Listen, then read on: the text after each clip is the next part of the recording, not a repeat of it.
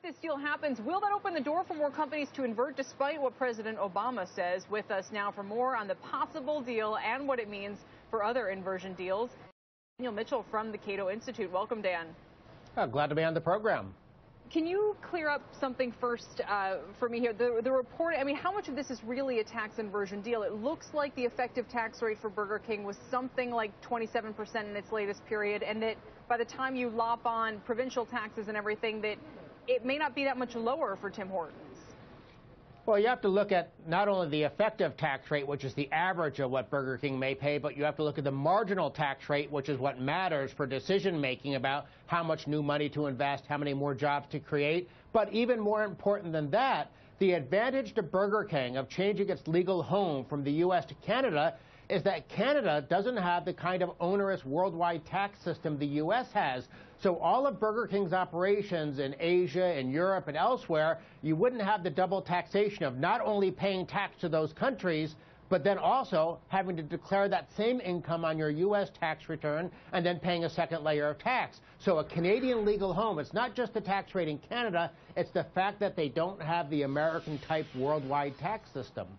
And I want to bring in the panel on that in just a second, Dan, but I mean, the U.S. is one of only very few countries, I think, that actually does this kind of worldwide tax system. Is it Cato's position that that it should move towards just a jurisdictional one, or would you instead prefer to see rates come down and sort of solve the problem that way? Let's do both. The U.S. has the highest corporate tax rate in the industrialized world, and maybe even the entire world, higher than Cuba, higher than Venezuela. I mean, it's ridiculous how uncompetitive we are in terms of the tax rate. But then, as you mentioned, there are very few countries around the world with these so-called worldwide tax systems, and it's almost as if the politicians, and you hear about Senator Levin, demagoguing against Burger King. Well, he's one of the politicians who created this system that makes it so hard for American companies to earn market share abroad because they have to carry the IRS on their back. And the rate and the worldwide taxation, that is such a lethal double whammy. Dan, it seems like, this is Elon from the Washington Post, it seems like the political climate is only going to get more difficult for this. In addition to Senator Levin, you also had Senator Sherrod Brown say that consumers should actually boycott Burger King because of this potential deal. What do you consider the state of play for legislation going forward in September when Congress is back in session? I think the companies are probably safe. Yes, there are lots of demagogues in the Senate who are going after Burger King. By the way, I'm going to go have a double Whopper for dinner tonight just to congratulate the company for thinking about this. But I think the House of Representatives... Why are you congratulating them? Because I think companies have a fiduciary responsibility to do what's best for their shareholders, their workers, and their consumers, not the politicians. The politicians are the ones who made the problem, so I don't want to blame the victim because multinational companies are the ones who are disadvantaged by this. So kudos to Burger King, kudos to Walgreens for having considered it, kudos to Pfizer, and kudos especially to the companies that have already done it. Until politicians fix the mess that they made, I think companies have not just a fiduciary responsibility, they almost have a moral obligation to figure out how they can do what's best for their workers, shareholders, and consumers, not what's best for the political class, here in Washington over my shoulder.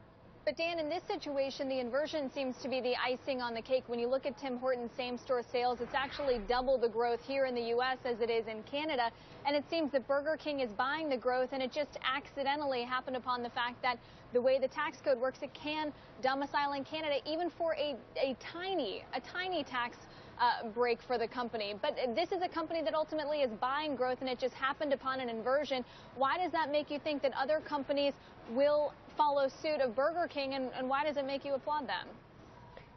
I applaud them because they're doing what's best for their shareholders, which ultimately is management's responsibility at any company. And for any multinational company, not a solely domestic company, there's no advantage to inverting because you still pay tax on your U.S. source income. But if you're a multinational with income earned outside the United States, having a legal home outside the United States makes eminent sense. Now, there could be other reasons to do a cross-border merger, and it might be that Burger King, maybe taxes is only second or third on their list as they're talking with Tim Hortons. But taxes are a big burden on profitable companies. Understood. And Dan, we got to let you go there. But just to Elon's question, I'm guessing the answer to is Congress going to do anything now on this is no. But I just want to hear it from you.